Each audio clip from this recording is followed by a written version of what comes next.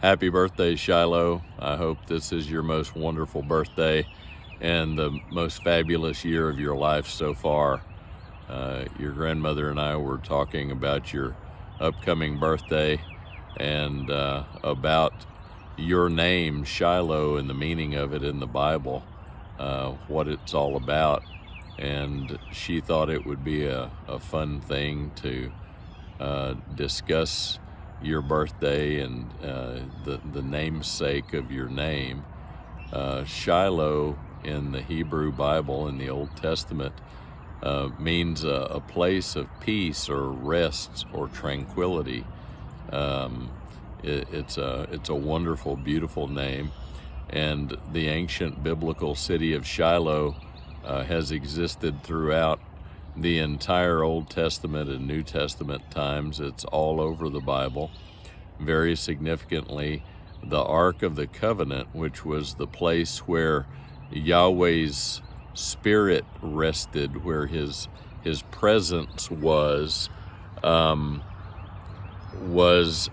placed at Shiloh, or at what's known as Tel Shiloh in the biblical world. A tel is a hill. It's a place where cities were built up high to keep them secure from their enemies. And it was the Lord's will that the Ark of the Covenant, which was a glorious, beautiful golden box, that inside of which was kept the tablets of the law, so the stone tablets that God himself, Yahweh, wrote the Ten Commandments on, the jar of manna, which was a pottery jar full of a wonderful food called manna that the Lord made for his people to eat when they were in the desert and had nothing to eat. There was manna in the jar that was put there inside the Ark of the Covenant. And of course, the Ark was like a chest, like a box. And also inside was Aaron, the brother of Moses.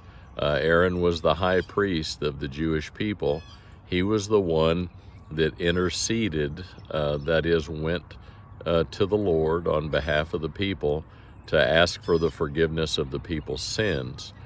And inside was placed his hiking stick, his staff, which the Lord had caused, even though it was a dead stick, the Lord caused his hiking staff, his stick, to sprout green leaves and grow almond flowers, and to sprout ripe almonds, nuts that were ready to eat. And so, in commemoration of all that the Lord had done in giving the tablets of the law, the Ten Commandments, providing for the people's needs in the form of food and other things, and showing his power by helping the people to remember that he had caused the dead stick to come alive, just like he caused Jesus to come alive, and that he was resurrected from the dead after he was crucified. And just like he will cause us to come alive, we who believe in Jesus, one day, even after we've died, he caused Aaron's rod, his staff, to come alive again. So these things were put in the Ark of the Covenant in this chest, in this box, to commemorate the greatness of the Lord. And this box had a lid on top called the atonement cover. Atonement is where someone goes to the Lord and asks for forgiveness of sins for other people. And now we do that by believing in Jesus and asking him to forgive us.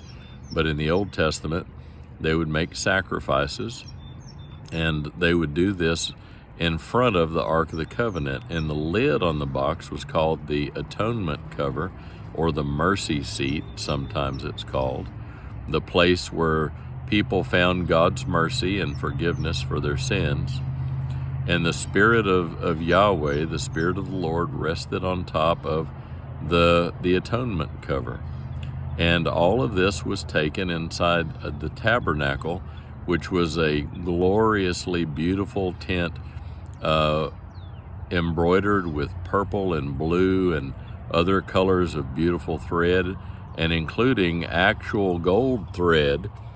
And all of this symbolized God's throne room in heaven. And this whole glorious thing, the tabernacle, the Ark of the Covenant that was placed inside of it, the golden altar of sacrifice, the golden altar where the incense went up to the Lord, the golden lampstand that illuminated, lighted the inside of the tabernacle, and the table of showbread. There were 12 loaves of bread, one loaf for each of the 12 tribes of Israel, and this symbolized the Lord's provision. All of this was taken before there was a temple built in Jerusalem, and all those things went to the temple. Those things were at Shiloh in Israel, and that reminds us of your name and of the gift that the Lord has given to your family and to the rest of us who love and care for you. That the Ark of the Covenant and all these things were taken to that place, which is the origin of your name, which we celebrate today because of your birthday.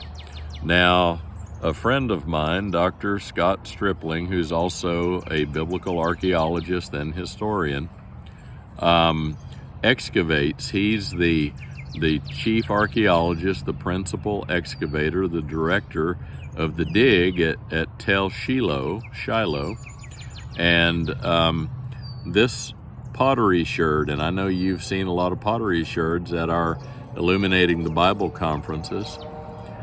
This one comes from Tel Shiloh, from the very place that your name comes from.